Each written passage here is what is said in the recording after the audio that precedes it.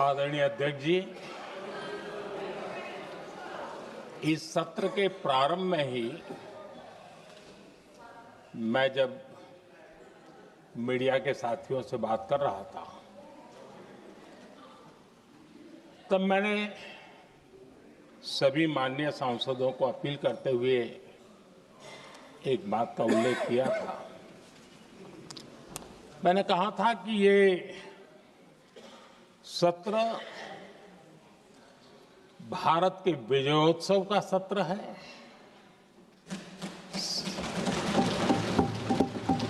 संसद का ये सत्र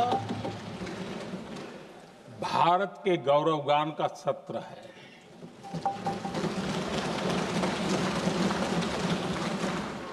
आदरणीय अध्यक्ष जी, जब मैं विजयोत्सव की बात कर रहा हूं तब मैं कहना चाहूंगा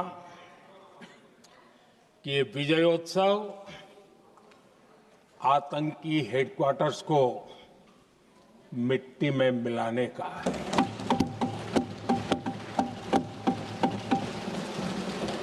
जब मैं विजयोत्सव कहता हूं तो ये विजयोत्सव सिंदूर की सौगंध पूरा करने का है।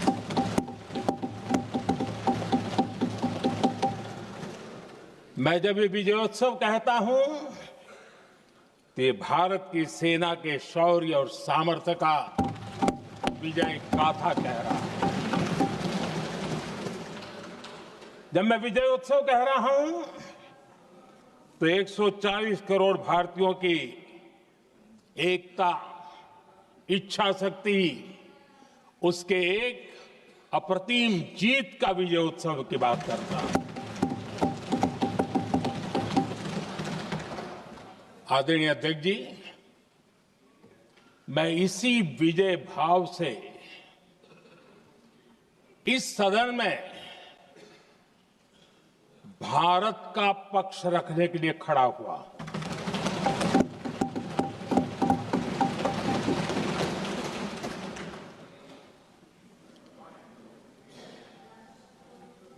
और जिन्हें भारत का पक्ष नहीं दिखता है उन्हें मैं आईना दिखाने के लिए खड़ा हुआ।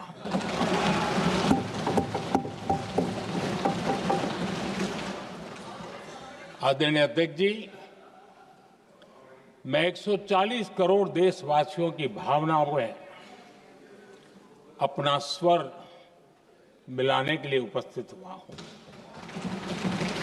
ये 140 करोड़ देशवासियों की भावना के जो गूंज है, जिस सदन में सुनाई दी है, मैं उसे अपना एक स्वर मिलाने खड़ा हुआ।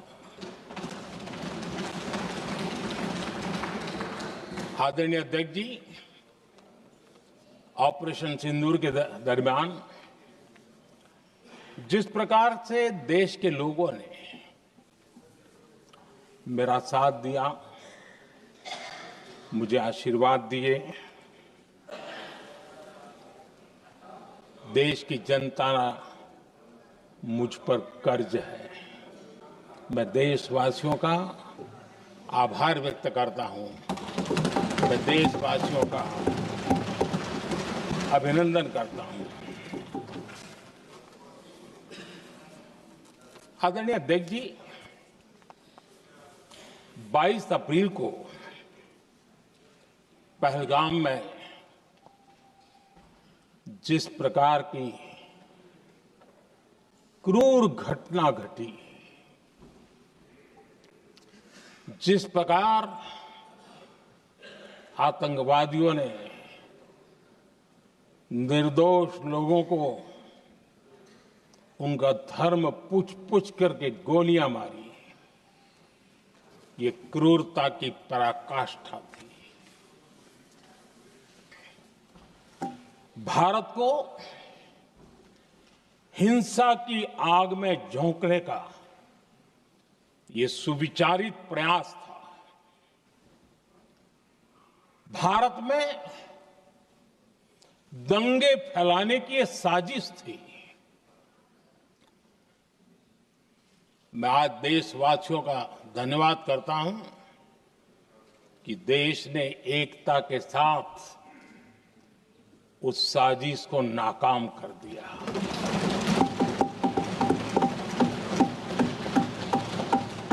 आदरणीय अध्यक्ष जी, 22 अप्रैल के बाद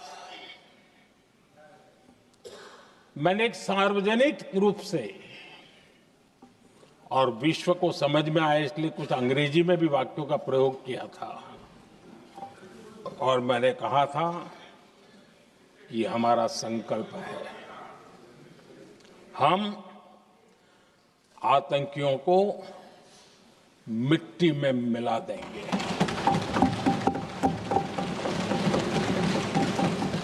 और मैंने सार्वजनिक रूप से कहा था, सजा उनके आकाओं को भी होगी और कल्पना से भी बड़ी सजा मिलेगी।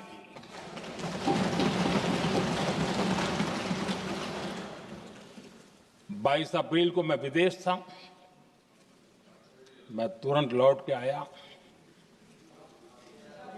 और आने के तुरंत बाद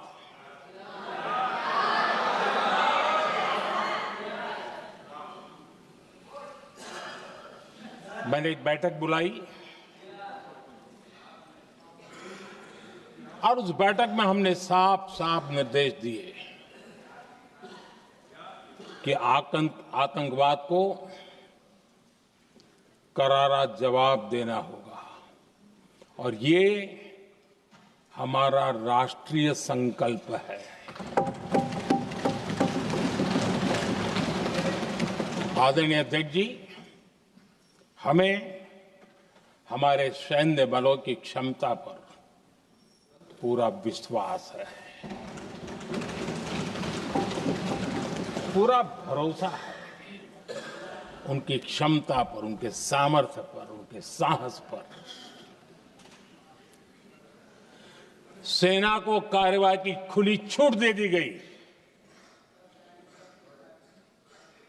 और यह भी कहा गया कि सेना तय करें कब, कहां, कैसे, किस प्रकार से।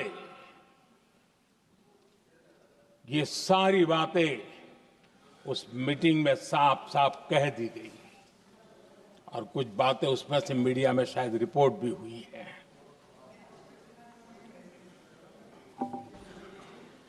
हमें गर्व है,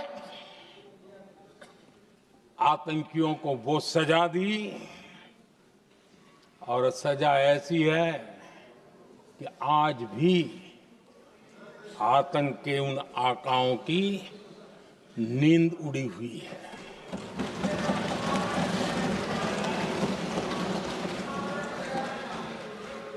आदरणीय अध्यक्ष जी, मैं हमारी सेना की सफलता के उससे जुड़े भारत के उस पक्ष को सदन के माध्यम से देशवासियों के सामने रखना चाहता हूं। पहला पक्ष, पहलगाम हमले के बाद से ही पाकिस्तानी सेना को अंदाजा लग चुका था कि भारत कोई बड़ी कार्रवाई करेगा। उनके तरफ से न्यूक्लियर की धमकियों के भी बयान आना शुरू हो चुके थे। भारत ने 6 मई रात और 7 मई सुबह जैसा तय किया था वैसी कार्रवाई की और पाकिस्तान कुछ नहीं कर पाया। 22 मिनट में 22 अप्रैल का बदला निर्धारित लक्ष्य के साथ हमारी सेना ने ले लिया। दूसरा पक्ष,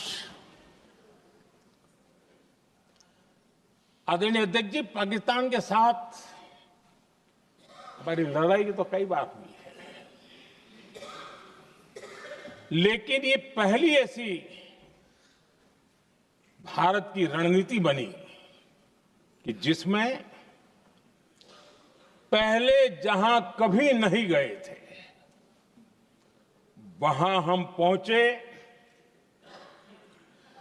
पाकिस्तान के कोने कोने में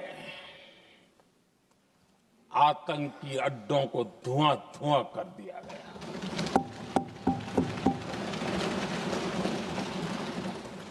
आतंक के गढ़ कोई सोच नहीं सकता कि वहां तक कोई जा सकता है। बहावलपुर और मुर्गे उसको भी जमीन दोस्त कर दिया गया। आदरणीय अध्यक्ष जी, हमारे सेनाओं ने आतंकी अड्डों को तबाह कर दिया। तीसरा पक्ष, पाकिस्तान की न्यूक्लियर धमकी को हमने झूठा साबित कर दिया।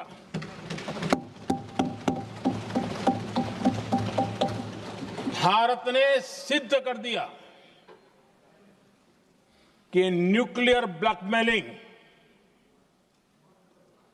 अब नहीं चलेगा और न ही ये न्यूक्लियर ब्लैकमेलिंग के सामने भारत झुकेगा। आदरणीय अध्यक्ष जी, चौथा पक्ष, भारत ने दिखाई अपनी तकनीकी क्षमता। पाकिस्तान के सीने पर सटीक प्रहार किया। पाकिस्तान के एयरबेस एसेट्स को भारी नुकसान हुआ और आज तक उनके कई एयरबेस आईसीयू में पड़े हैं। आज टेक्नोलॉजी आधारित युद्ध का युग है। ऑपरेशन सिंदूर इस महारत में भी सफल सिद्ध हुआ है।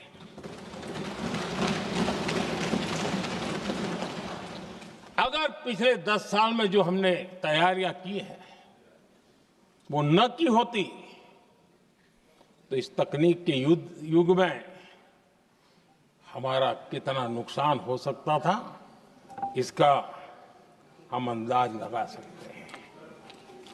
पांचवा पक्ष,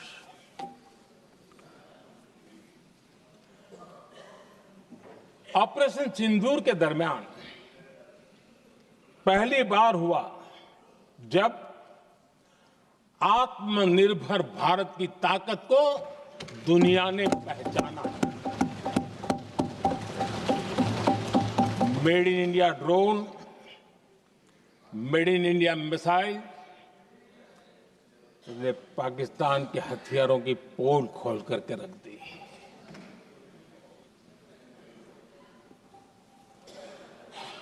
आदरणीय अध्यक्ष जी, और भी एक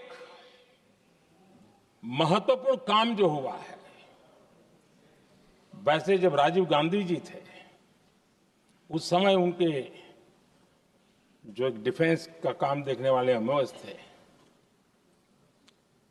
उन्होंने जब मैंने सीडीएस की घोषणा की तो वो बहुत प्रसन्न होकर के मुझे मिलने आए थे और बहुत बहुत प्रसन्न थे वो। इस समय ऑपरेशन में नेवी, आर्मी, एयरफोर्स तीनों सेनाओं का जॉइंट एक्शन, इसके बीच की सिनर्जी, इसने पाकिस्तान के छक्के छुड़ा दिए।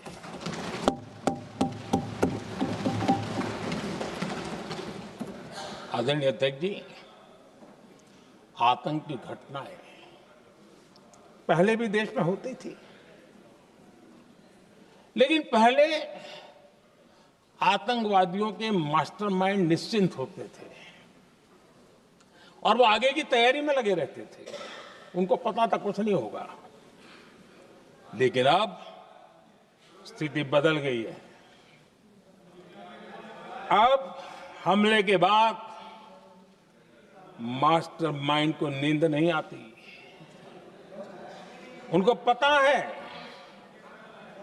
कि भारत आएगा और मार के जाएगा।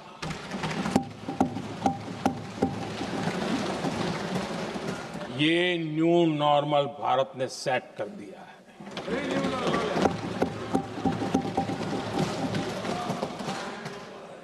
आदरणीय अध्यक्ष जी, दुनिया ने देख लिया कि हमारी कार्यवाही का दायरा कितना बड़ा, स्केल कितना बड़ा।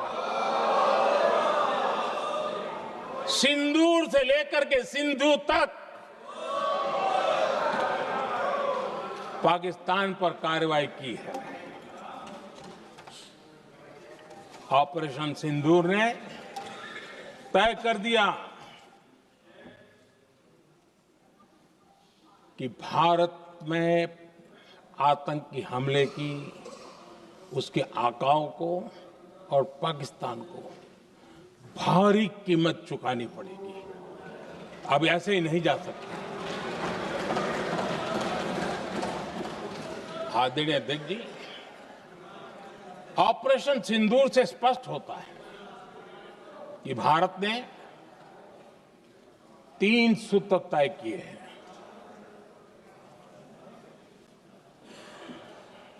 अगर भारत पर आतंकी हमला हुआ तो हम अपने तरीके से, अपनी शर्तों पर, अपने समय पर जवाब दे करके रहेंगे।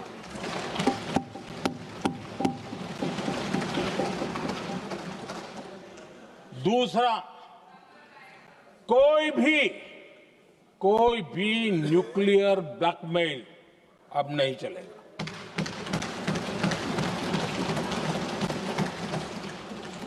और तीसरा, हम आतंक की सरपरस्त सरकार और आतंक के आकाओं उनको अलग अलग नहीं देखेंगे। आदरणीय अध्यक्ष जी,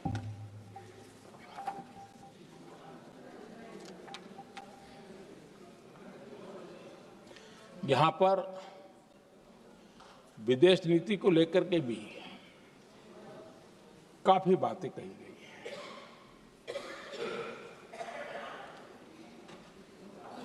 दुनिया के समर्थन को लेकर के भी काफी बातें कही गई हैं। मैं आज सदन में कुछ बातें पूरी स्पष्टता से कह रहा हूं। दुनिया में किसी भी देश ने भारत को अपनी सुरक्षा में कार्रवाई करने से रोका नहीं है।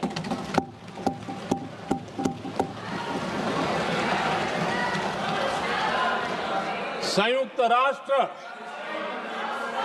193 कंट्रीज,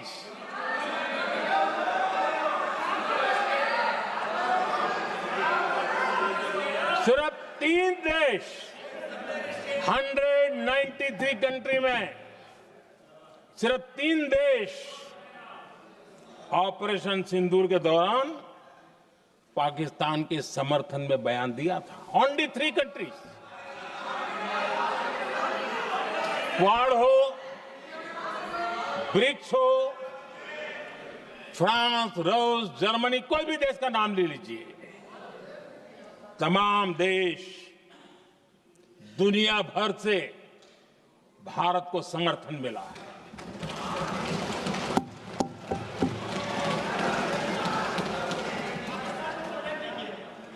आदरणीय अध्यक्ष जी, दुनिया का समर्थन तो मिला, दुनिया के देशों का समर्थन मिला, माननीय, लेकिन ये दुर्भाग्य है कि मेरे देश के वीरों के पराक्रम को कांग्रेस का समर्थन नहीं।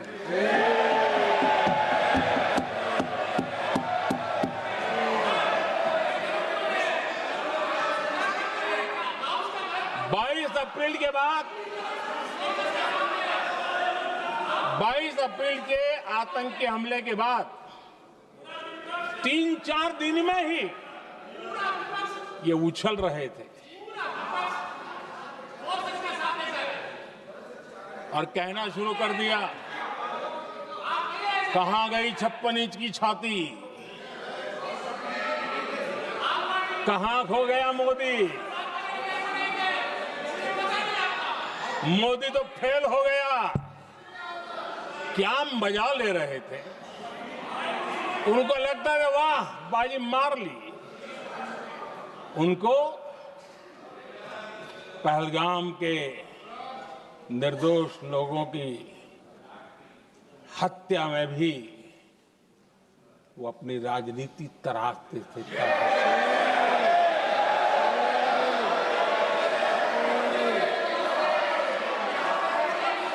अपनी स्वार्थी राजनीति के लिए मुझ पर निशाना साध रहे थे, लेकिन उनकी ये बयानबाजी, इनका छिछोरापन देश के सुरक्षा बलों का मनोबल गिरा रहा था।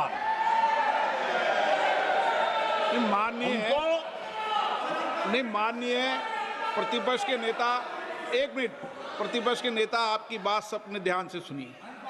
आप बेटे कांग्रेस कर रहे हैं और कुछ नेताओं को पीछे से, ये उचित नहीं है आपके लिए। न भारत के सामर्थ्य पर भरोसा है और न ही भारत की सेनाओं पर।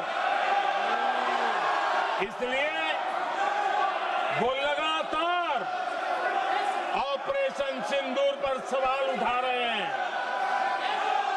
ऐसा करके आप लोग मीडिया में हेडलाइंस तो ले सकते हैं, लेकिन देशवासियों के दिलों में जगह नहीं बना सकते।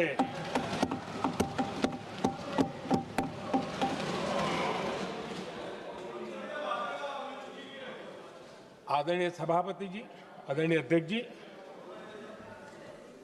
10 मई को भारत ने ऑपरेशन सिंदूर के तहत हो रहे एक्शन को रोकने की घोषणा की। इसको लेकर यहां भांति भांति की बातें कही गई। ये वही प्रोपेगेंडा है जो सीमा पार से फैलाया गया है। कुछ लोग सेना द्वारा दिए गए तथ्यों की जगह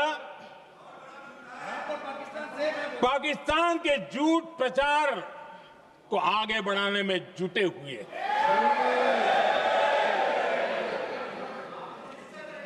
जबकि भारत का रुख हमेशा स्पष्ट रहा है। आदरणीय अध्यक्ष जी, कुछ चीजें मैं जरा स्मरण भी कराना चाहता हूं। जब सर्जिकल स्ट्राइक हुआ, उस समय हमने लक्ष्य तय किया था, हमारे जवानों को तैयार करके कि हम उनके इलाके में जाकर के आतंकियों के जो लॉन्चिंग पैड है उनको नष्ट करेंगे। और सर्जिकल स्ट्राइक, एक रात के उस ऑपरेशन में हमारे लोग सूर्योदय होते होते काम पूरा करके वापस आए। लक्ष्य निर्धारित था कि ये करना है। जब बालाकोट एयर स्ट्राइक किया तो हमारा लक्ष्य तय था कि आतंकियों के जो ट्रेनिंग सेंटर्स है, इस बार हम उसको तबाह करेंगे, और हमने वो भी करके दिखाया। ऑपरेशन सिंदूर के समय हमारा लक्ष्य तय था और हमारा लक्ष्य था कि आतंक के जो एपी सेंटर है और पहलगाम के आतंकियों को जहां से पुरजोश योजना बनी, ट्रेनिंग मिली, व्यवस्था मिली, उस पर हमला करेंगे। हमने उनके नाभि पर हमला कर दिया।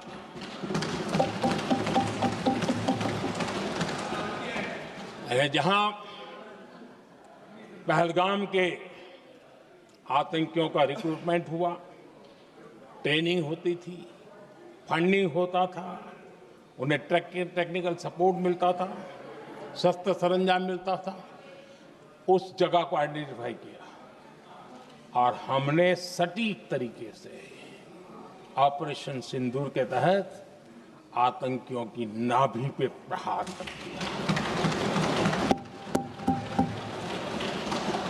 और आदरणीय अध्यक्ष जी, इस बार भी हमारी सेना ने 100% लक्ष्यों को हासिल करके देश के सामर्थ्य का परिचय दिया।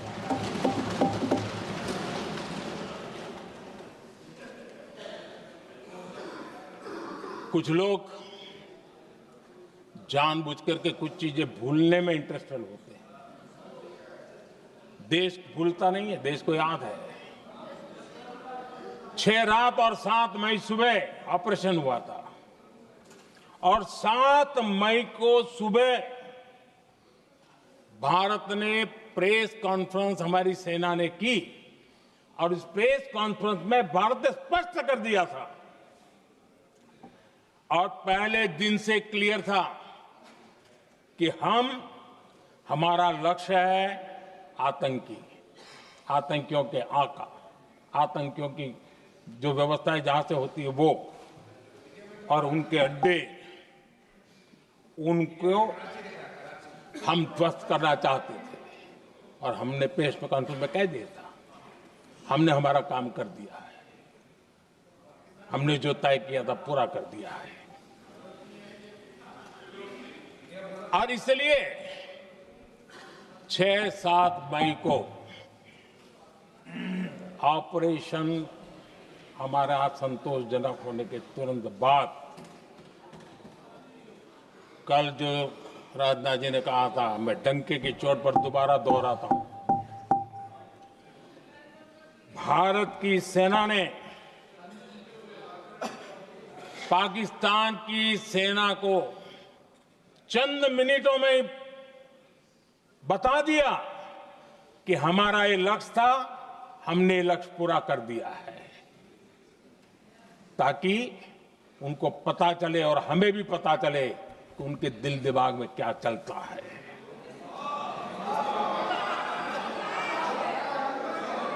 हमने अपना लक्ष्य 100% हासिल कर लिया था और पाकिस्तान में समझदारी होती तो आतंकियों के साथ खुलेआम खड़े रहने की गलती न करता। उसने निर्लज्ज होकर के आतंकवादियों के साथ खड़े रहने का फैसला किया। हम पूरी तरह तैयार थे, हम भी मौके की तलाश में थे,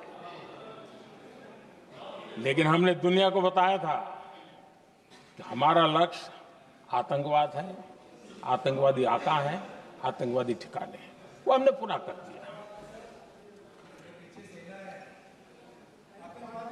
लेकिन जब पाकिस्तान ने आतंकियों की मदद में आने का फैसला किया और मैदान में उतरने की हरकत की, तो भारत की सेना ने सालों तक याद रह जाए ऐसा करारा जवाब दे करके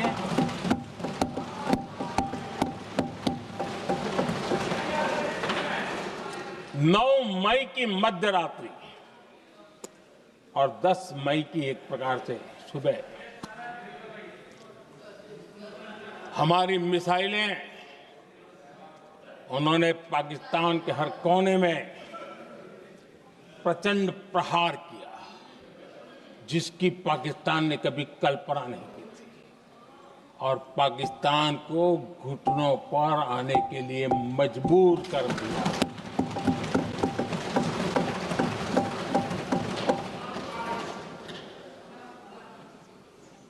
और आपने टीवी में भी देखा है, वहां से क्या बयान आते थे। पाकिस्तान के लोग, अरे मैं तो स्विमिंग पूल में नहा रहा था, कोई कह रहा था मैं तो दफ्तर जाने की तैयारी कर रहा था। हम कुछ सोचे पहले तो भारत ने तो हमला कर दिया। ये पाकिस्तान के लोगों के बयान है और देश ने देखे हैं। स्विमिंग पूल में नहा रहा था।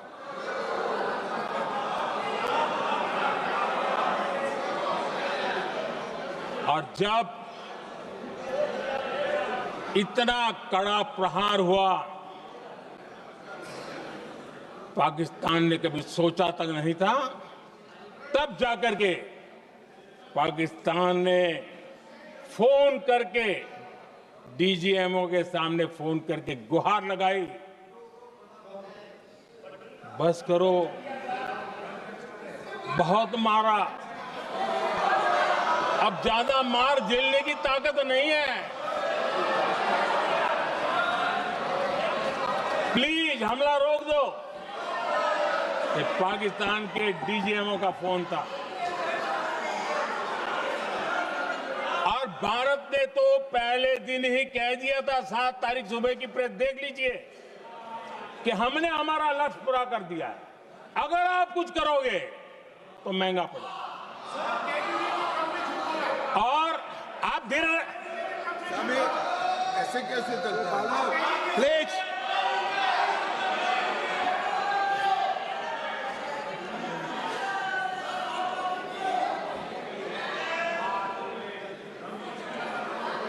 मैं आज दोबारा कह रहा हूं, ये भारत की स्पष्ट नीति थी, सुविचारित नीति थी, सेना के साथ मिलकर के तय की हुई नीति थी, और वे ये थी कि हम आतंक, उनके आका, उनके ठिकाने, ये हमारा लक्ष्य है।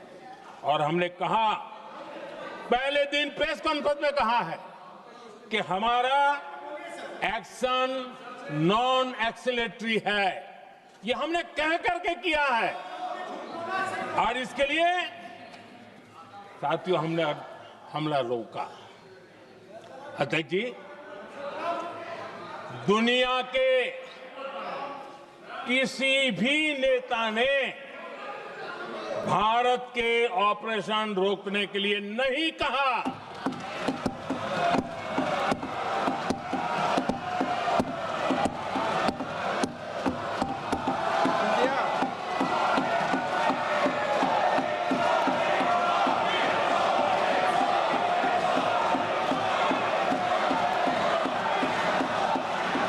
उसी दौरान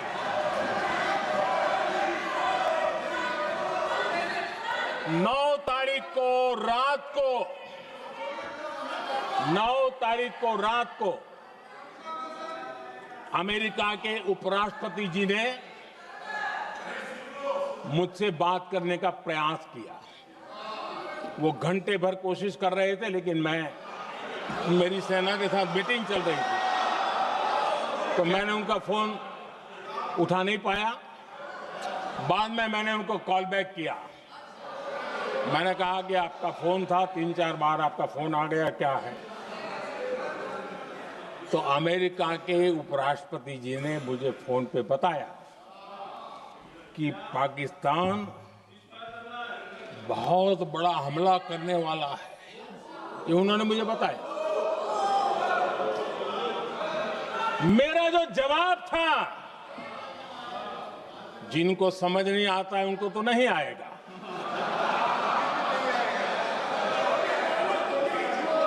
मेरा जवाब था, अगर पाकिस्तान का ये इरादा है तो उसे बहुत महंगा पड़ेगा। ये मैंने अमेरिका के उपराष्ट्रपति को कहा।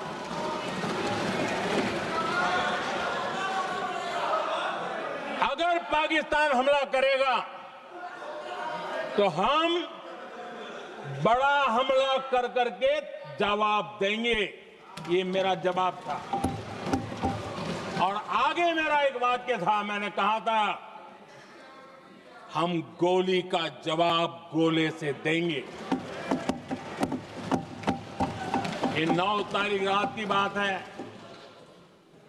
और 9 रात में और 10 सुबह हमने पाकिस्तान को सैन्य शक्ति को तहस नहस कर दिया था।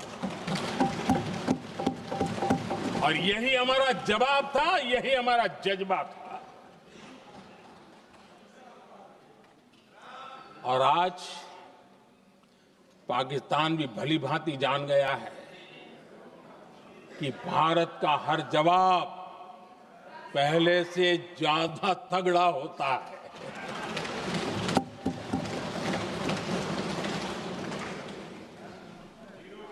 उसे यह भी पता है कि अगर भविष्य में नौबत आई तो भारत आगे कुछ भी कर सकता है।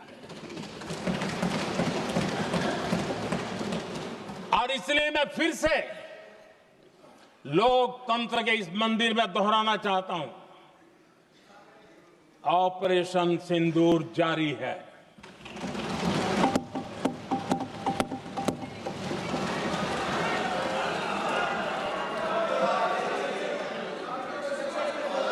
पाकिस्तान ने दुस्साहस की अगर कल्पना की तो उसे करारा जवाब दिया जाएगा।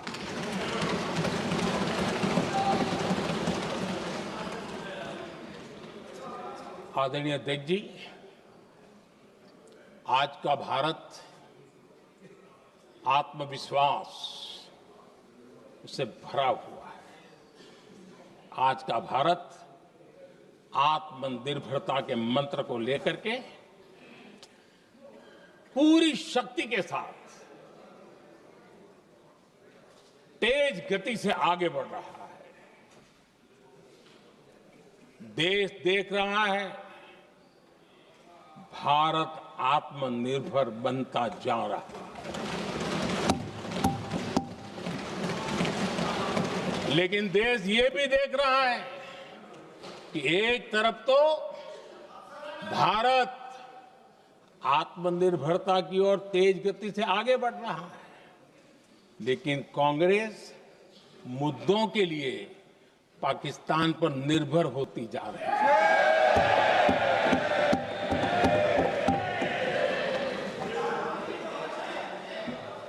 मैं आज पूरा दिन देख रहा था, जो 16 घंटे से जो चर्चा चल रही है, दुर्भाग्य से।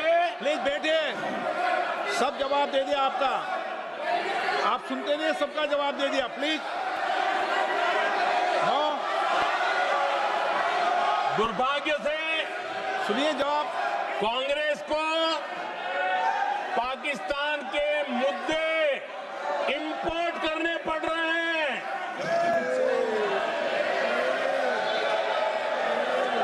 आदरणीय अध्यक्ष जी,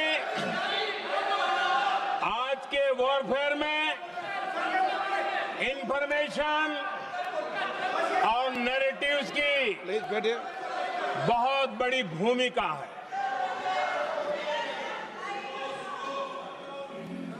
नैरेटिव घड़ करके, एआई का भी भरपूर उपयोग करके सेनाओं के मनोबल को कमजोर करने के खेल भी खेले जाते हैं। जनता के अंदर अविश्वास पैदा करने के भी भरपूर प्रयास होते हैं। दुर्भाग्य से कांग्रेस और उसके सहयोगी पाकिस्तान के ऐसे ही प्रपंच के प्रवक्ता बन चुके हैं।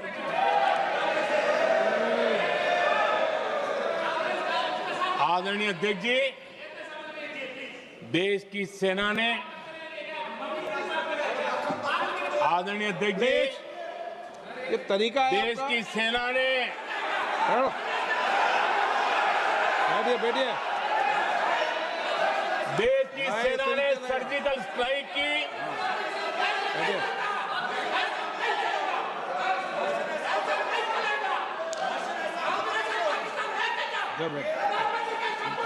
बैठिए। आदरणीय अध्यक्ष जी, देश की सेना ने सफलतापूर्वक सर्जिकल स्ट्राइक की तो तुरंत कांग्रेस वालों ने सेना से सबूत मांगे थे, लेकिन जब उन्होंने देश का मूड देखा, देश का मिजाज देखा, तो सुर उनके बदलने लगे और बदल करके क्या कहने लगे? कांग्रेस के लोगों ने कहा, ये सर्जिकल स्ट्राइक क्या बड़ी बात है, ये तो हमने भी की थी। एक ने कहा 3 सर्जिकल स्ट्राइक की थी, दूसरे ने कहा 6 सर्जिकल स्ट्राइक की थी, तीसरे ने कहा 15 सर्जिकल स्ट्राइक की थी। जितना बड़ा नेता उतना बड़ा आंकड़ा चल रहा था।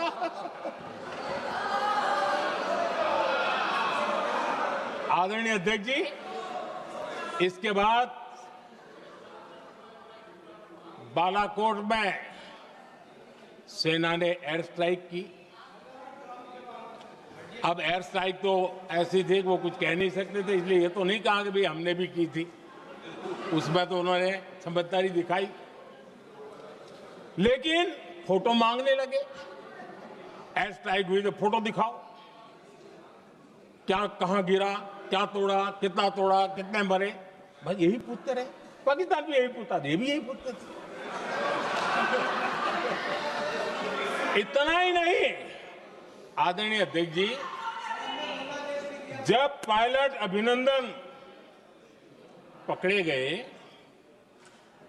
तो पाकिस्तान में तो खुशी का माहौल होना स्वाभाविक था कि उनके हाथ में भारतीय सेना का एक पायलट उनके हाथ लगा था। लेकिन यहां पर भी कुछ लोग थे जो कानों कानों में कह रहे थे, अब मोदी फंसा, अब अभिनंदन वहां आए, मोदी ला करके दिखा दे, अब देखते हैं मोदी क्या करता है।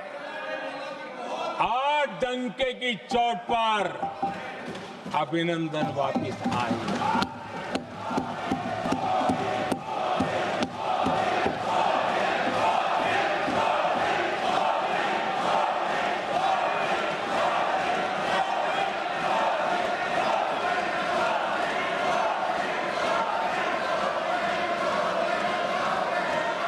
अभिनंदन को ले आए तो इनकी बोलती बंद हो गई। इनको लगा यार कि नसीब वाला आदमी है, हमारा हथियार हाथ से निकल गया। आदरणीय अध्यक्ष जी, पहलगाम हमले के बाद हमारा बीएसएफ का एक जवान पाकिस्तान के कब्जे में गया, तो फिर इनको लगा वाह बड़ा मुद्दा हाथ में आ गया है, अब मोदी फंस जाएगा। अब तो मोदी की फजीयत जरूर होगी और उनकी इकोसिस्टम ने सोशल मीडिया में बहुत सारी कथाएं वायरल की कि ये बीएसएफ के जवान का क्या होगा, उसके परिवार का क्या होगा, ये वापस आएगा, कब आएगा, कैसे आएगा, न जाने क्या क्या चला दिया। आदरणीय अध्यक्ष जी, बीएसएफ का वो जवान भी आन बान शान के साथ वापस आया।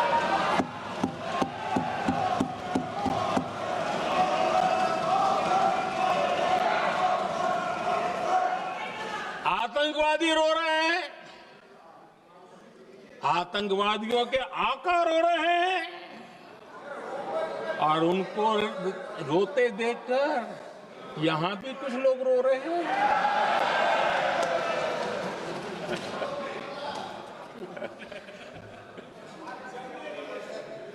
अब देखिए, सर्जिकल स्ट्राइक चल रही थी, उसके बाद उन्होंने एक खेल खेलने की कोशिश की, बात जमी नहीं। एयर स्ट्राइक हुई तो दूसरा खेल खेलने की कोशिश की, वो भी जमी नहीं। जब ये ऑपरेशन सिंदूर हुआ तो उन्होंने नया पैंतरा शुरू किया। और क्या शुरू किया? रोक क्यों दिया? पहले तो मानने को तैयार नहीं थे कि मुक्त करते, अब कहते रोक क्यों दिया?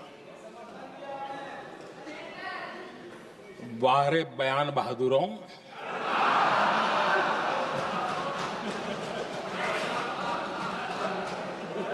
आपको विरोध का कोई न कोई बहाना चाहिए। और इसलिए सिर्फ मैं नहीं, पूरा देश आप पर हंस रहा है।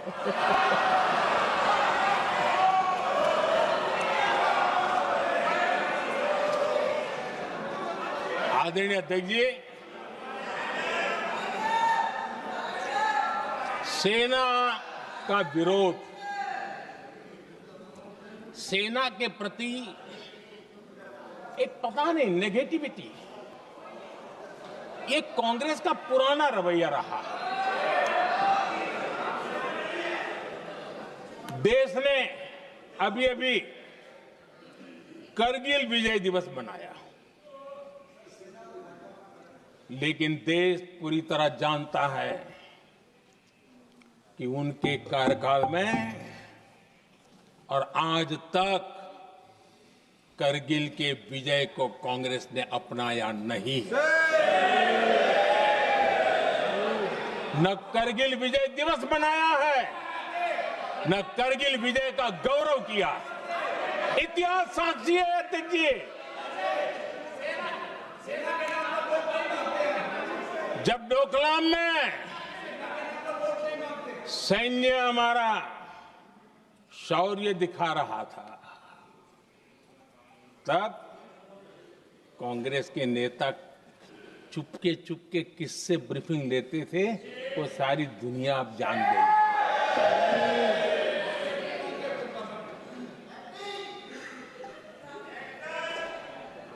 आप निकाल दीजिए पाकिस्तान के सारे बयान और यहां हमारा विरोध करने वाले लोगों के बयान, फुल स्टॉप कॉमा के साथ एक है। क्या कहेंगे इसको? और बुरा लगता है सच बोलते हैं तो। पाकिस्तान के साथ सुर में सुर मिला दिया जाता है। आदरणीय अध्यक्ष जी,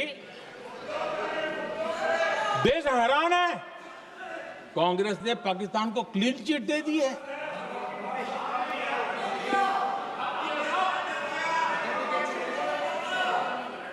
उनकी ये हिम्मत, और इनकी आदत जाती नहीं है, ये हिम्मत कि पहलगाम के आतंकी पाकिस्तानी थे, इसका सबूत दो।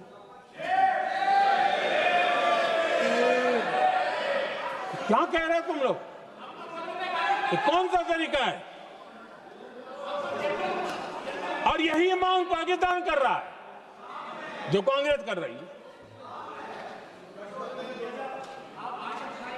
और आदरणीय अध्यक्ष जी, आज जब सबूतों की कोई कमी नहीं है, सब कुछ आंखों के सामने दिखता है, तब ये हालत है। अगर ये सबूत ना होते तो क्या करते ये लोग, आप बताइए। आदरणीय अध्यक्ष जी,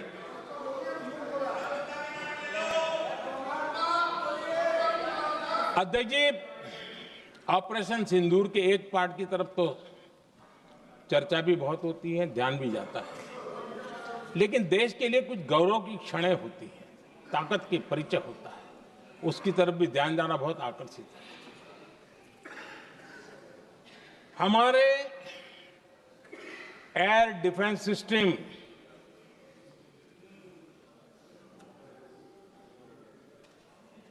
दुनिया में इसकी चर्चा है। हमारे एयर डिफेंस सिस्टम ने पाकिस्तान की मिसाइल और ड्रोन्स उसको तिनके की तरफ बिखेर दिया था।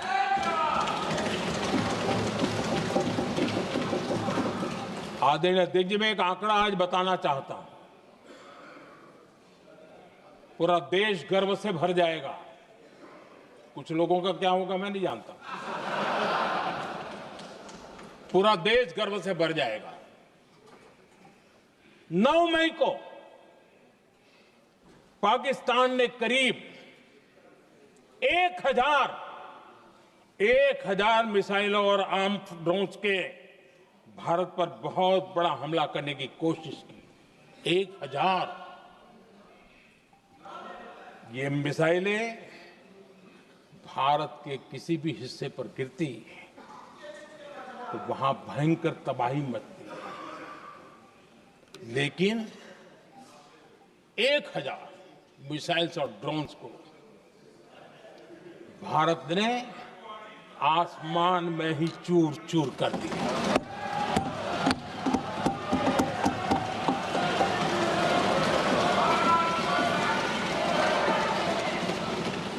हर देशवासी को इससे गर्व हो रहा।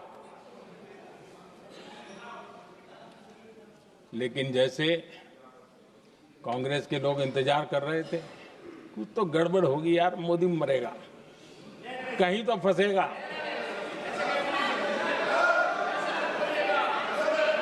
पाकिस्तान ने आदमपुर एयरबेस पर हमले का झूठ फैलाया,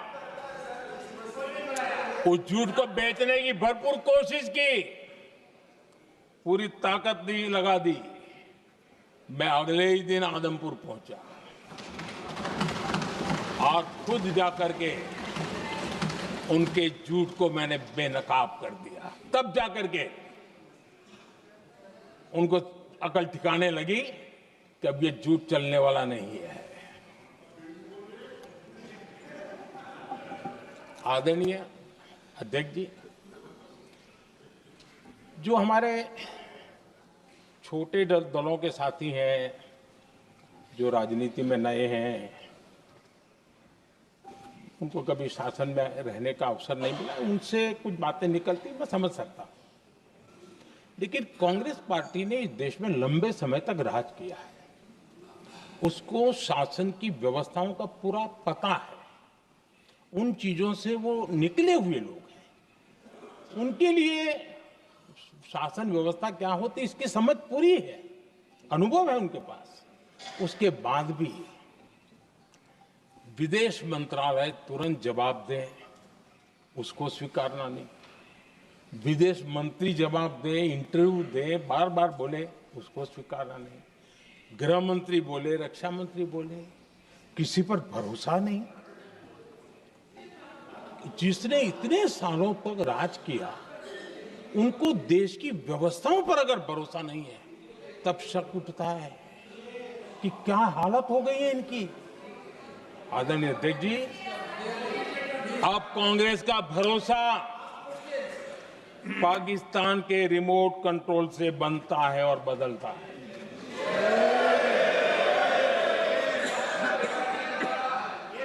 आदरणीय अध्यक्ष जी, एक बिल्कुल कांग्रेस के नए सदस्य, यानी उनको तो क्षमा करनी चाहिए, नए सदस्य को क्या कहेंगे, लेकिन कांग्रेस के आका जो उनको लिख करके देते हैं और उनसे बुलवाते हैं, खुद में हिम्मत नहीं है, उनसे बुलवाते हैं कि ऑपरेशन सिंदूर, ये तो तमाशा था, ये आतंकवादियों ने जिन 26 लोगों को मौत के घाट उतारा था ना, उस भयंकर क्रूर घटना पर ये तेजाब छिड़कने वाला पाप है। तमाशा कहते हो? आपकी असहमति हो सकती है, और ये कांग्रेस के नेता बुलवाते हैं।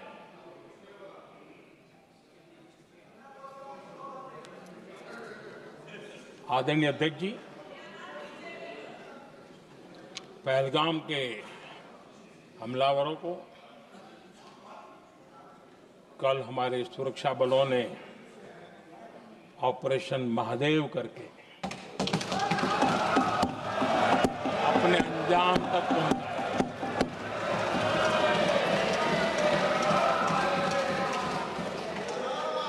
लेकिन मैं हैरान हूं कि यहां ठहाके लगा के पूछा गया कि आखिर ये कल ही क्यों हुआ।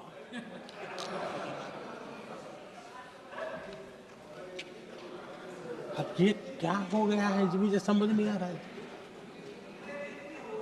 क्या ये ऑपरेशन के लिए कोई सावन महीने का सोमवार ढूंढा गया था क्या? क्या हो गया है इन लोगों को? हताशा, निराशा इस हद तक।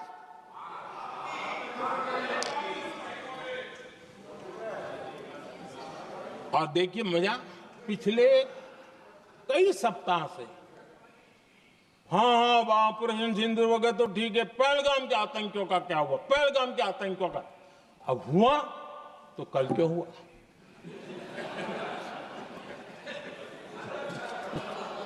और कल ही क्यों हुआ? क्या हाल है अध्यक्ष जी का। आदरणीय अध्यक्ष जी,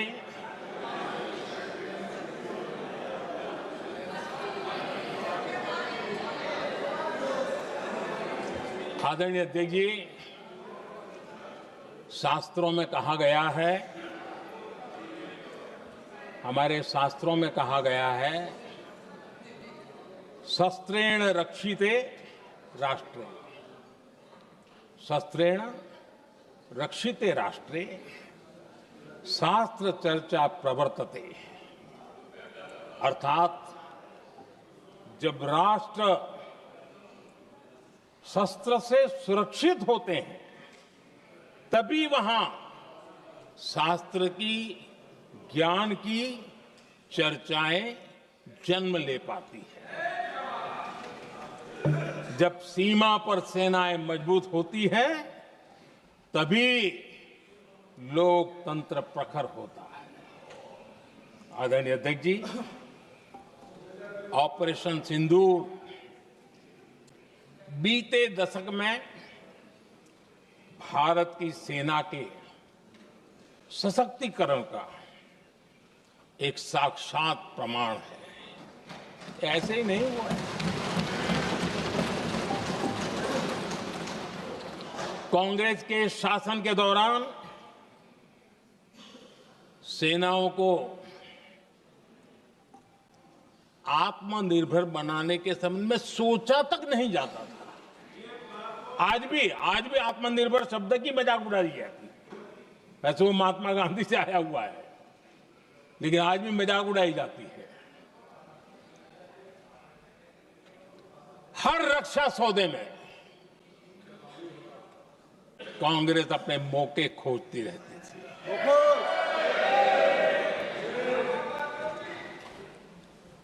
छोटे छोटे हथियारों को लिए विदेशों पर निर्भरता, ये इनका कार्यकाल रहा है। Bullet proof jacket, night vision camera तक नहीं होते थे।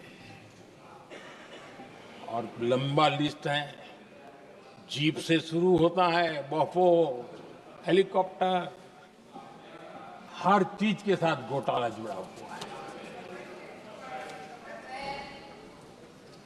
आदरणीय अध्यक्ष जी, हमारी सेनाओं को आधुनिक हथियारों के लिए दशकों तक इंतजार करना पड़ा।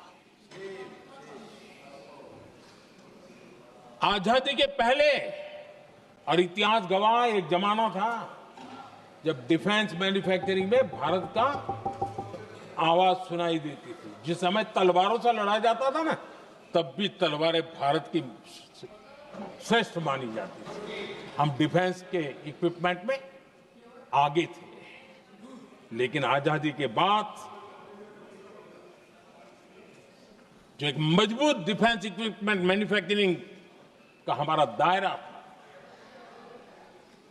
जो हमारा पूरा इकोसिस्टम था,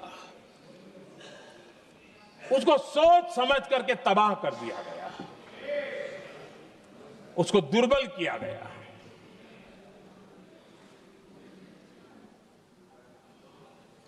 रिसर्च और मैन्युफैक्चरिंग के लिए रास्ते बंद कर दिए गए। अगर इसी नीति पर हम चलते तो भारत इस 21वीं सदी में ऑपरेशन सिंदूर के संबंध में सोच भी नहीं सकता। यह हालत करके रखा हुआ था उन्होंने। भारत को सोचना पड़ता कि अगर कोई एक्शन लेना है तो शस्त्र कहां से मिलेंगे, साधन कहां से मिलेगा, बारूद कहां से मिलेगा, समय पर मिलेगा या नहीं मिलेगा, बीच बचाव में रुकता नहीं जाएगा, ये टेंशन पालना पड़ता है।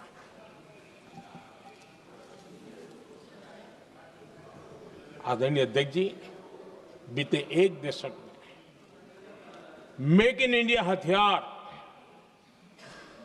सेना को मिले, उन्होंने इस ऑपरेशन में बहुत निर्णायक भूमिका निभाई।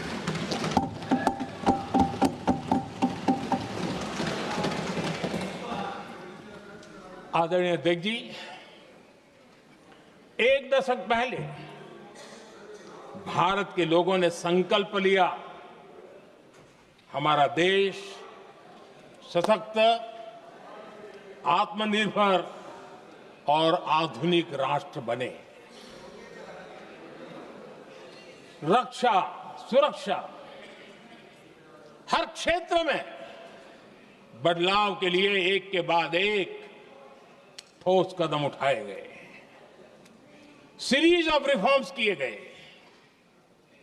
और देश में सेना में जो रिफॉर्म्स हुए हैं, जो आजादी के बाद पहली बार हुए। चीफ ऑफ डिफेंस स्टाफ की नियुक्ति, ये विचार कोई नया नहीं था, दुनिया में प्रयोग भी चलते हैं, भारत में निर्णय नहीं होते थे। हमने, ये बहुत बड़ा रिफॉर्म था, हमने किया और बहुत ही, मैं हमारी तीनों सेनाओं का अभिनंदन करता हूं कि इस व्यवस्था को उन्होंने दिल से सहयोग किया है, दिल से स्वीकार किया है। सबसे बड़ी ताकत ज्वाइंटनेस और इंटीग्रेशन की इस समय नेवी हो, एयरफोर्स हो, आर्मी हो, ये इंटीग्रेशन और ज्वाइंटनेस ने हमारी ताकत को अनेक गुना बढ़ा दिया और उसका परिणाम भी हमें नजर में आया है, ये हमने करके देखा है। सरकार की जो डिफेंस प्रोडक्शन की कंपनियां थी, उसमें हमने रिफॉर्म किए। शुरुआत में वहां पर आग लगाना, आंदोलन करवाना, हड़तालें करवाने के खेल चल रहे थे, अभी भी बंद नहीं हुए हैं, लेकिन देश हित को सर्वोपरि मान करके उन डिफेंस इंडस्ट्री के हमारे जो लोग थे सरकारी व्यवस्था में, उन्होंने इसको मन से लिया, रिफॉर्म को स्वीकार किया और वो भी आज बहुत प्रोडक्टिव बन गए। इतना ही नहीं, हमने प्राइवेट सेक्टर के लिए भी डिफेंस के दरवाजे खोल दिए हैं और आज भारत का प्राइवेट सेक्टर आगे आ रहा है। आज स्टार्टअप्स डिफेंस के क्षेत्र में हमारे 27-30 साल के नौजवान, टियर 2, टियर 3 सिटी के नौजवान, कई कुछ जगह तो बेटियां स्टार्टअप का नेतृत्व कर रही है। डिफेंस के सेक्टर में सैकड़ों की तादाद में आज स्टार्टअप काम कर रहे हैं। ड्रोन्स, एक प्रकार से मैं कह सकता हूं, ड्रोन्स की जितनी भी एक्टिविटी हमारे देश में हो रही है, शायद एवरेज 30-35 की उम्र होगी जो लोग कर रहे हैं, सारे लोग, और सैकड़ों की तादाद में कर रहे हैं। और उसका ताकत, क्योंकि इनका भी योगदान था इसमें, जिन्होंने इस प्रकार के प्रोडक्शन किए हैं, और वो हमें ऑपरेशन सिंदूर में बहुत काम आए। मैं उन सबके प्रयासों को बहुत साधुवाद करता हूं और मैं उनको विश्वास दिलाता हूं, आगे बढ़िए, अब देश रुकने वाला नहीं है। आदरणीय अध्यक्ष जी, डिफेंस सेक्टर में मेक इन इंडिया ये नारा नहीं था, हमने इसके लिए बजट पॉलिसी में जो परिवर्तन करना था, जो नए इनिशिएटिव ले रहे थे, वो नए इनिशिएटिव लिए।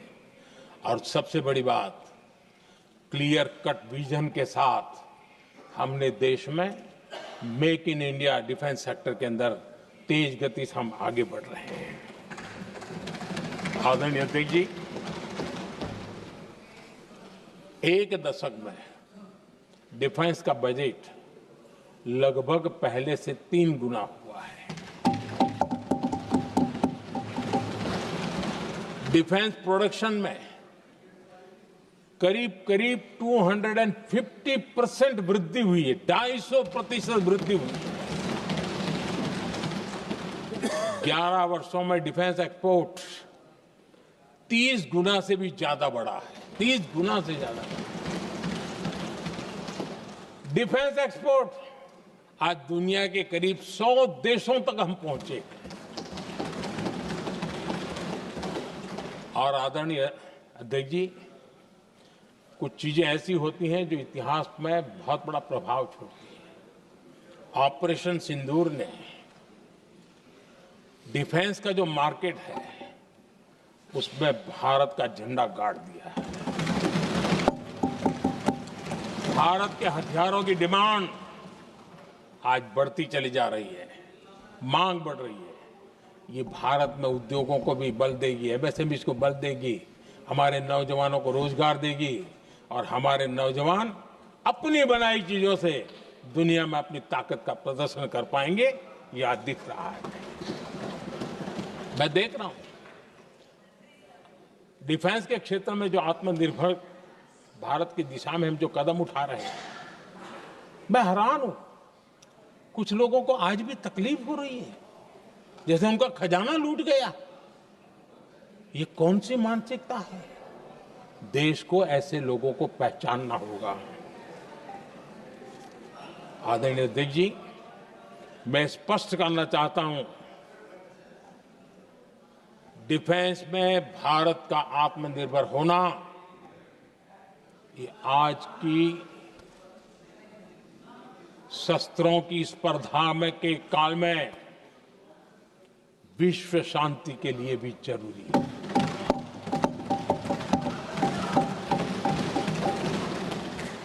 मैं पहले भी कह चुका हूं, भारत युद्ध का नहीं, बुद्ध का देश है।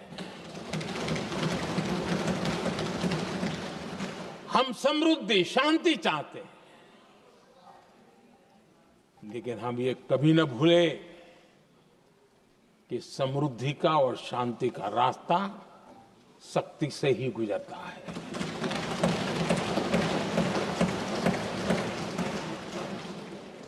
आदरणीय अध्यक्ष जी, हमारा भारत छत्रपति शिवाजी महाराज, महाराजा रणजीत सिंह, राजेंद्र चोला, महाराणा प्रताप, लसित बोरफुकन और महाराजा सुहेलदेव का देश है।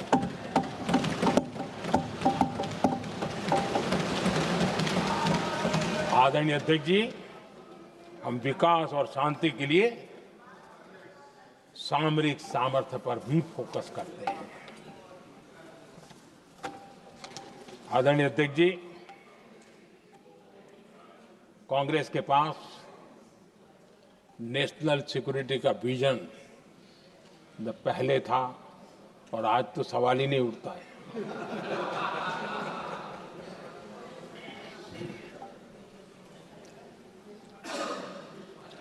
कांग्रेस ने हमेशा नेशनल सिक्योरिटी पर समझौता किया।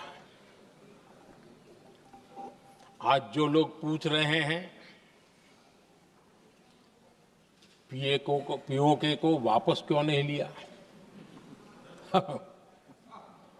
वैसे ये सवाल मुझे ही पूछ सकते हैं और किसको पूछ सकते हैं।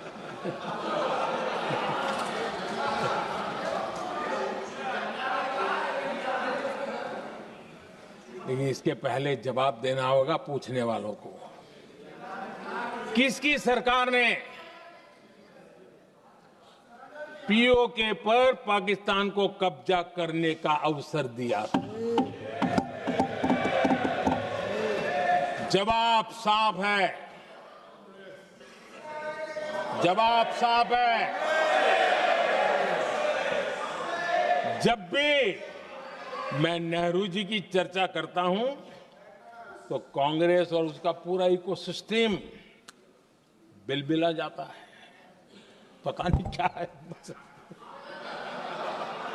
आदरणीय अध्यक्ष जी, हम एक शेर सुना करते थे, मुझे ज्यादा इसका ज्ञान तो नहीं है लेकिन सुनते थे। लम्हों ने खता की और सदियों ने सजा पाई। आजादी के बाद से ही जो फैसले लिए गए उनकी सजा आज तक देश भुगत रहा है।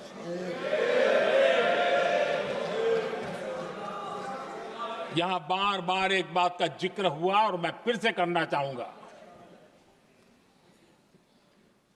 अक्साई चीन की उस पूरे क्षेत्र को बंजर जमीन करार दिया गया, ये कह करके तो बंजर है। देश की 38,000 वर्ग किलोमीटर जमीन हमें खोनी पड़ी।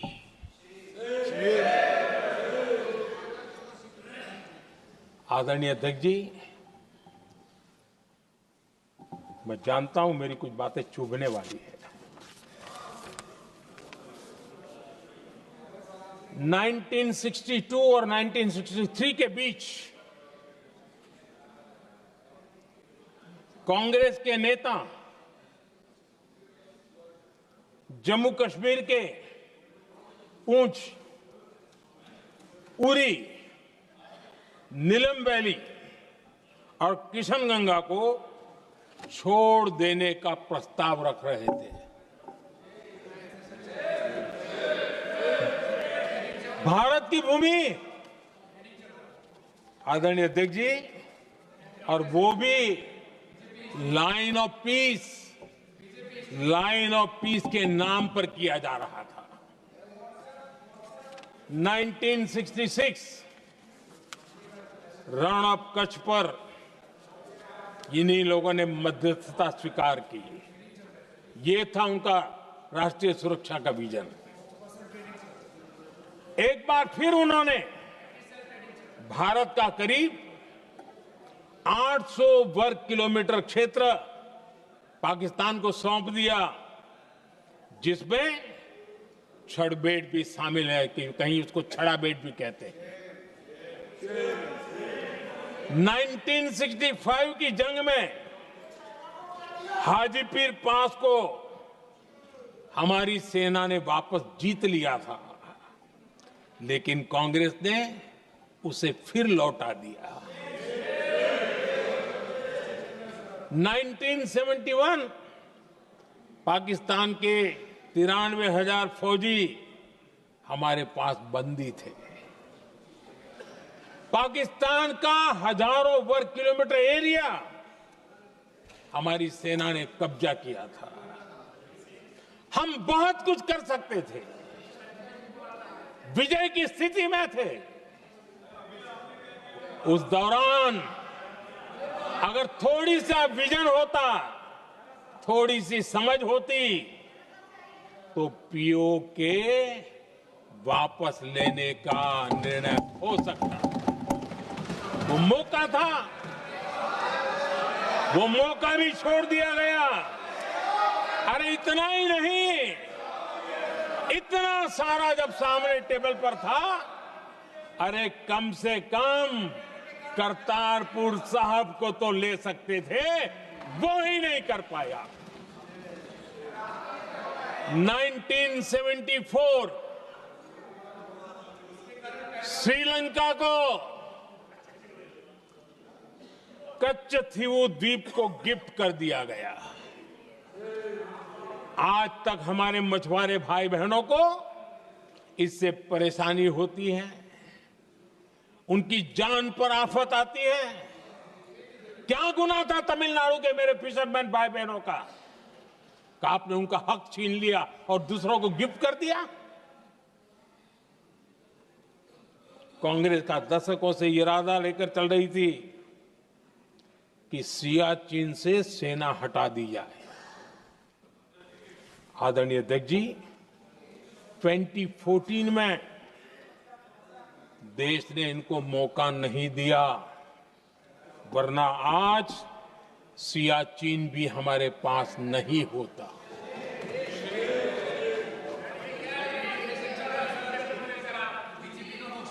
आदरणीय अध्यक्ष जी, आजकल कांग्रेस के जो लोग हमें डिप्लोमेसी का पाठ पढ़ा रहे हैं, मैं उन्हें उनकी डिप्लोमेसी याद दिलाना चाहता हूं, ताकि उनको भी कुछ याद रहे, पता चले। 26/11 जैसे भयंकर हमले के बाद बहुत बड़ा आतंकी हमला था। कांग्रेस का पाकिस्तान से प्रेम नहीं रुका। इतनी बड़ी घटना 26/11 की हुई थी। विदेशी दबाव में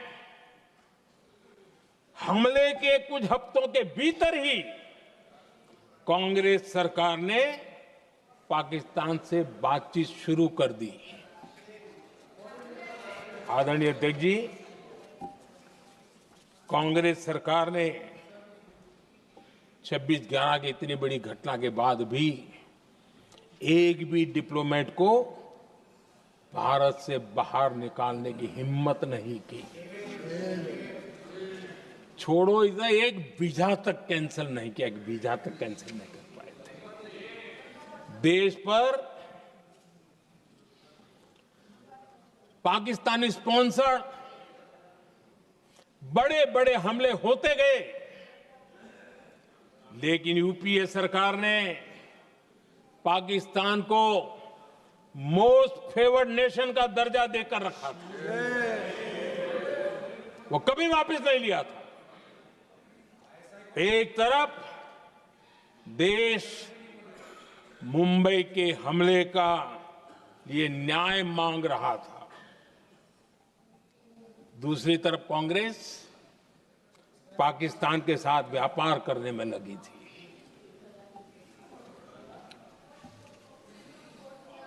पाकिस्तान वहां से खून की होली खेलने वाले आतंकियों को भेजते रहे,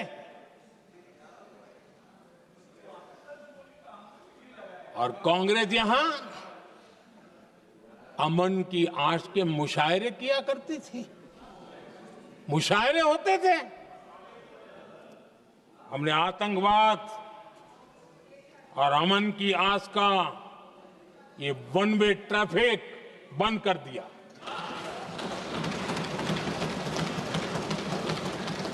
हमने पाकिस्तान का MFN का दर्जा रद्द किया, वीजा बंद किया।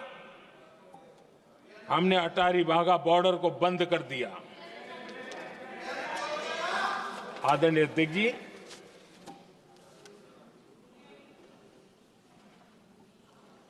भारत के हितों को गिरवी रख देना ये कांग्रेस की पार्टी की पुरानी आदत है।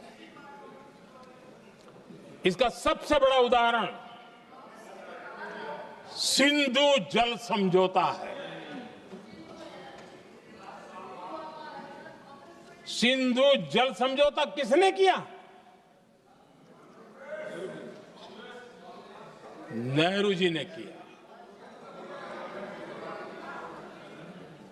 और मामला किससे जुड़ा था? भारत से निकलने वाली नदियां, हमारे यहां से निकली हुई नदियां, उसका वो पानी था। और वो नदियां हजारों साल से भारत की सांस्कृतिक विरासत रही है, भारत की चैतन्य शक्ति रही है। भारत को सुजलाम सुफलाम बनाने में उन नदियों का बहुत बड़ा योगदान रहा है। सिंधु नदी जो सदियों से भारत की पहचान हुआ करती थी, उसी से भारत जाना जाता था। लेकिन नेहरू जी और कांग्रेस ने सिंधु और झेलम जैसी नदियों पर विवाद के लिए पंचायत किसको दी? वर्ल्ड बैंक को दी। वर्ल्ड बैंक फैसला करे क्या कर रहा है। नदी हमारी, पानी हमारा।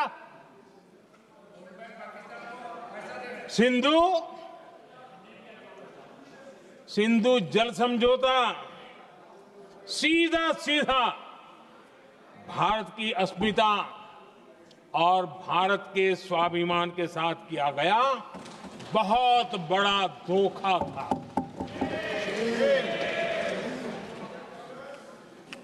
आदरणीय अध्यक्ष जी, आज के देश के युवा ये बात सुनते होंगे तो उनको भी आश्चर्य होगा कि ऐसे लोग थे हमारे देश का काम करते थे। नेहरू जी ने इस ट्रीटी करी और क्या किया? ये जो पानी था, जो नदियां थी, जो भारत से निकल रही थी, उन्होंने 80% पानी पाकिस्तान को देने के लिए वो राजी हो गए। और इतना बड़ा हिंदुस्तान, उसको सिर्फ 20% पानी। कोई मुझे समझाए भाई ये कौन सी बुद्धिमानी थी? कौन सा देश हित था? कौन सी डिप्लोमेसी थी? क्या हालत करके बना के रखा था आप लोगों ने? इतनी बड़ी आबादी वाला हमारा देश, हमारे यहां से निकलती हुई ये नदियां, और सिर्फ 20% पानी, और 80% पानी उन्होंने उसको दिया जो देश खुलेआम भारत को अपना दुश्मन करार कर देता रहता है, दुश्मन कहता रहा। और ये पानी पर किसका हक था? हमारे देश के किसानों का, हमारे देश के नागरिकों का। हमारा पंजाब, हमारा जम्मू कश्मीर देश के एक बहुत बड़े हिस्से को इन्होंने पानी के संकट में धकेल दिया, इस एक कारण से। और राज्यों के भीतर भी पानी को लेकर के आपस में संघर्ष पैदा हुई है, प्रतिस्पर्धा पैदा हुई, और उनका जिस पर हक था उस पर पाकिस्तान मौज करता रहा। और ये दुनिया में अपनी डिप्लोमेसी के पाठ पढ़ाते रहते हैं। आदरणीय अध्यक्ष जी,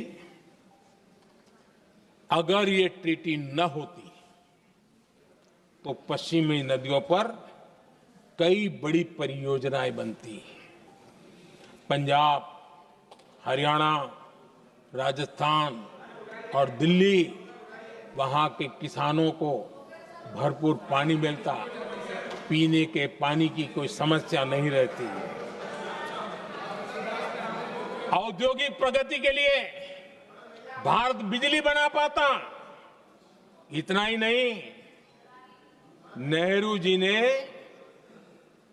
इसके उपरांत करोड़ों रुपए भी दिए ताकि पाकिस्तान नहर बना सके।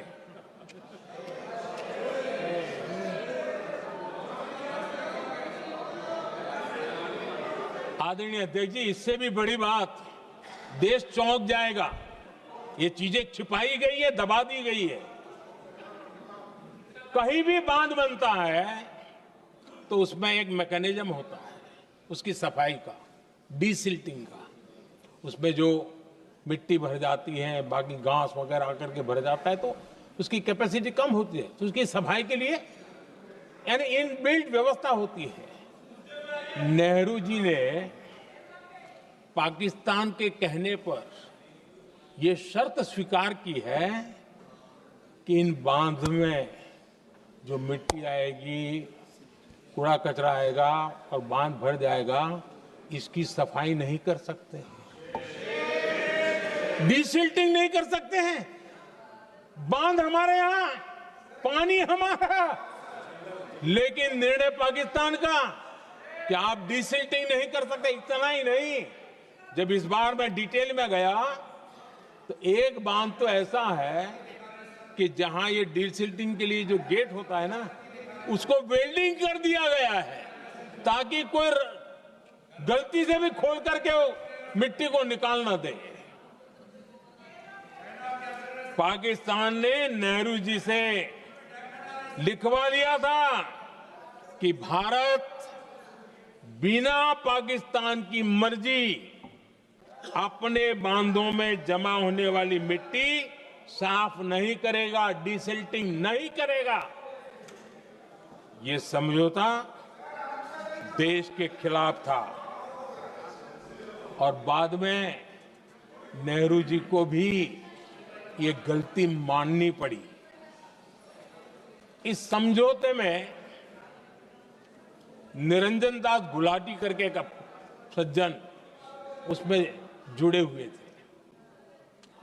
उन्होंने एक किताब लिखी है। उस किताब में उन्होंने लिखा है कि फरवरी 1961 में नेहरू ने उनसे कहा था, गुलाटी, मुझे उम्मीद थी कि यह समझौता अन्य समस्याओं के समाधान का रास्ता खोलेगा, लेकिन हम वहीं हैं जहां पहले थे। ये नेहरू जी ने कहा। नेहरू जी केवल तत्कालिक प्रभाव देख पा रहे थे, इसलिए उन्होंने कहा कि हम वहीं के वहीं हैं। लेकिन सच्चाई ये कि इस एग्रीमेंट के कारण देश बहुत पिछड़ गया, देश बहुत पीछे चल गया और देश का बहुत नुकसान हुआ। हमारे किसानों को नुकसान हुआ, हमारी खेती को नुकसान हुआ। और नेहरू जी उस डिप्लोमेसी को जानते थे जिसमें किसान का कोई वजूद ही नहीं था। यह हाल करके रखा था उन्होंने। आदरणीय अध्यक्ष जी, पाकिस्तान आगे दशकों तक भारत के साथ युद्ध और छद्म युद्ध, प्रॉक्सी वॉर करता ही रहा। लेकिन कांग्रेस की सरकारों ने बाद में भी सिंधु जल समझौते की तरफ देखा तक नहीं, नेहरू जी की गलती को सुधारा तक नहीं। आदरणीय अध्यक्ष जी, लेकिन अब भारत ने पुरानी गलती को सुधारा है, ठोस निर्णय लिया है। भारत ने नेहरू जी द्वारा किए गई बहुत बड़ी ब्लंडर, सिंधु जल समझौते को देश हित में, किसानों के हित में एबेंस में रख दिया है। देश का अहित करने वाला ये समझौता अब इस रूप में आगे नहीं चल सकता। भारत ने तय कर दिया है, खून और पानी साथ साथ नहीं बह सकते।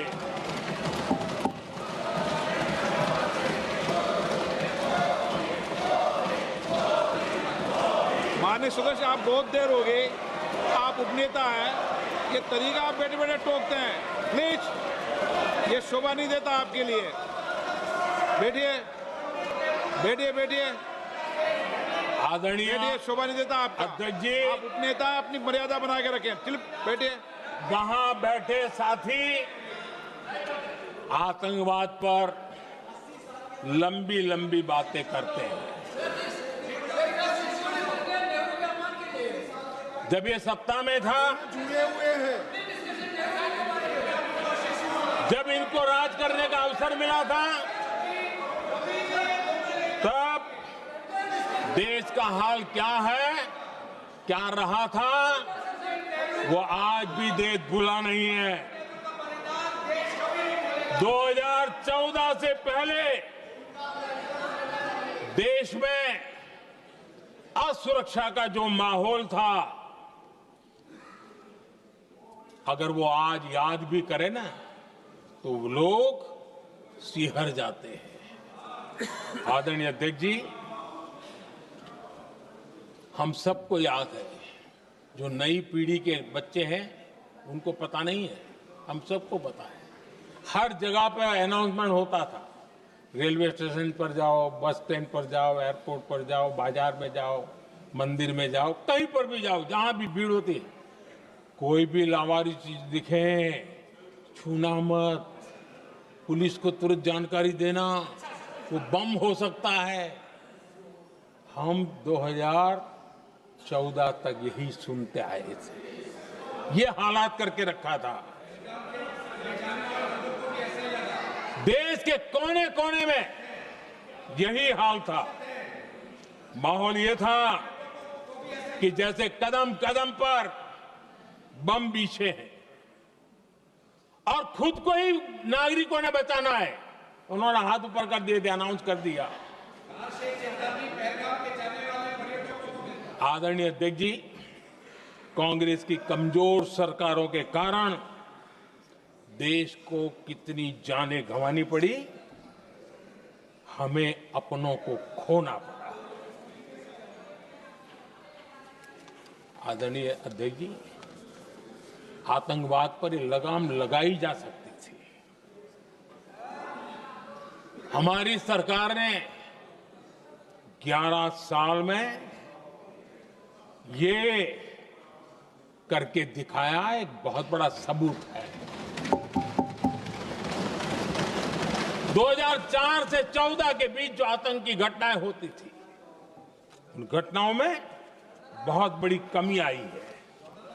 इसलिए देश भी जानना चाहता है, अगर हमारी सरकार आतंकवाद पर नकेल कस सकती है तो कांग्रेस सरकारों की ऐसी कौन सी मजबूरी थी कि आतंकवाद को फलने फूलने दिया।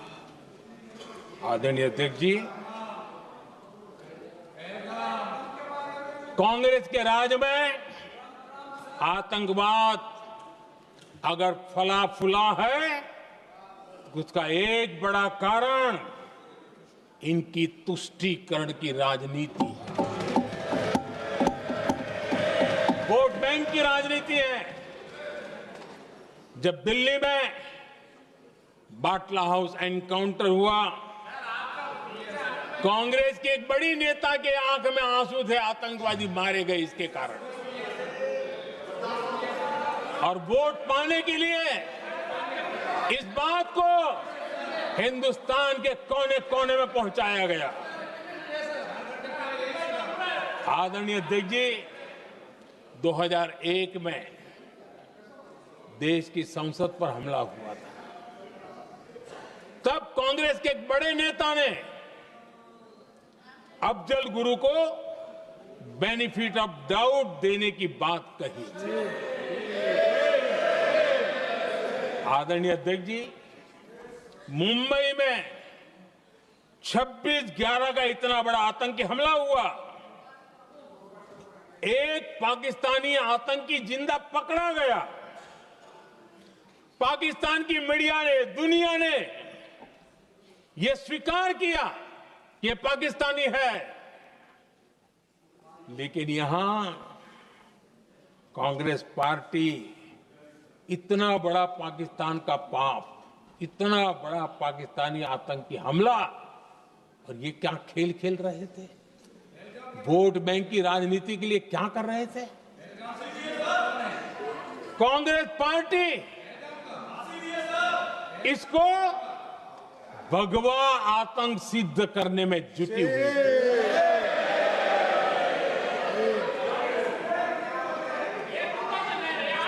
कांग्रेस दुनिया को हिंदू आतंकवाद की छड़ी बेचने में लगी हुई थी। कांग्रेस के एक नेता ने अमेरिका के बड़े राजनयिक को यहां तक कह दिया था कि लश्कर-ए तोयबा से भी बड़ा खतरा भारत के हिंदू ग्रुप है। ये कहा गया था तुष्टीकरण के लिए कांग्रेस ने जम्मू कश्मीर में भारत का संविधान, बाबा साहब आंबेडकर का संविधान, उसे जम्मू कश्मीर में पैर नहीं रखने दिए, इन्होंने घुसने नहीं दिया, उसे बाहर रखा।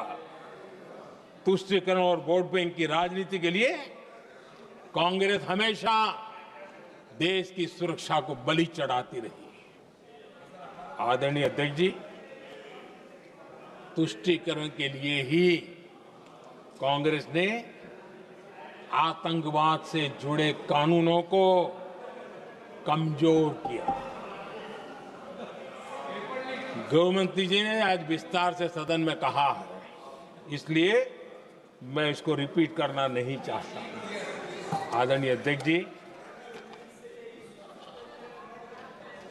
मैंने इस सत्र की शुरुआत में आग्रह किया था, मैंने कहा था कि दल हित में हमारे मत मिले न मिले, दल हित में हमारे मत मिले न मिले, देश हित में हमारे मन जरूर मिलने चाहिए। पहलगाम की विभीषिका ने हमें गहरे घाव दिए हैं, उसने देश को झकझोर दिया है। इसके जवाब में हमने ऑपरेशन सिंदूर किया तो सेनाओं के पराक्रम ने, हमारे आत्मनिर्भर अभियान ने देश में एक सिंदूर स्पिरिट पैदा किया है।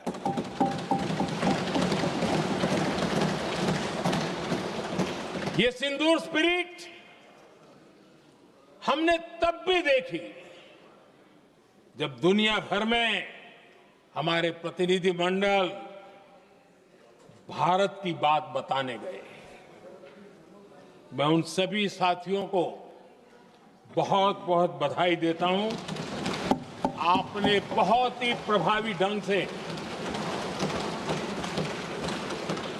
भारत की बात डंके की चोट पर दुनिया के सामने रखी। लेकिन मुझे दुख इस बात का है, हैरानी भी है,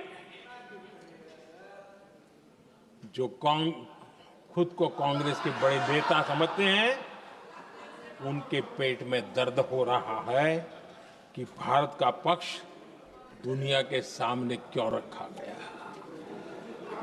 शायद कुछ नेताओं को सदन में बोलने पर भी पाबंदी लगा दी गई है।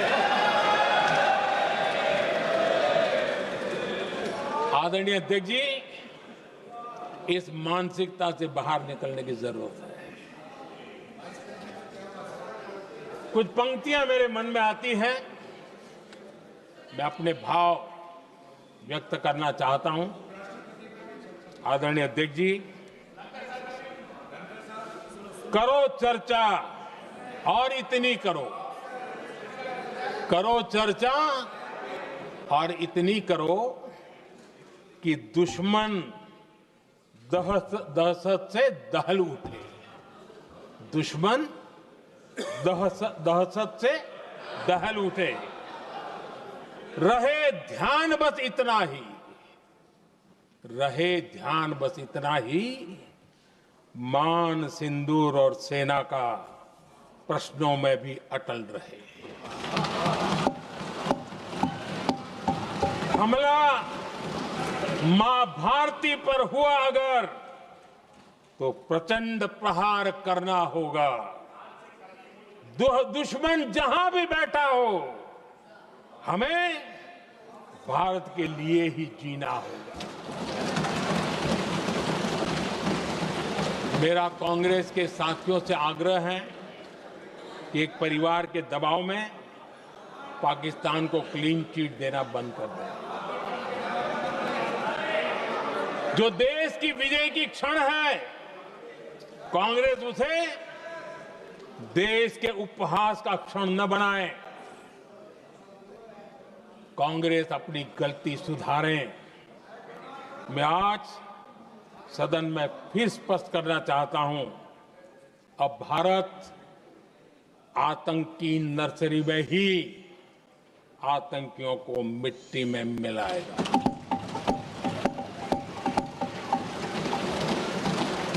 हम पाकिस्तान को भारत के भविष्य खेलने नहीं देंगे और इसलिए ऑपरेशन सिंदूर खत्म नहीं हुआ है, ऑपरेशन सिंदूर जारी है। और ये पाकिस्तान के लिए भी नोटिस है।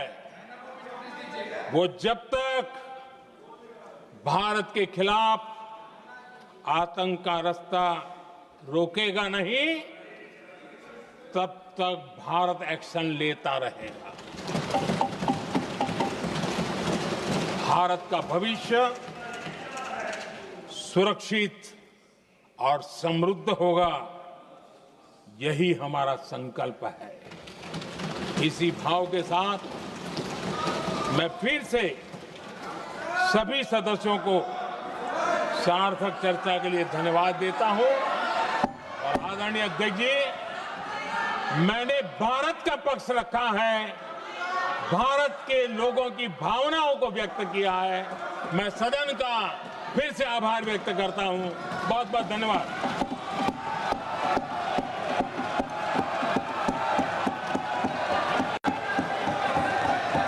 सभा की कार्रवाई बुधवार दिनांक 30 जुलाई 2025 को प्राप्त 11 बजे तक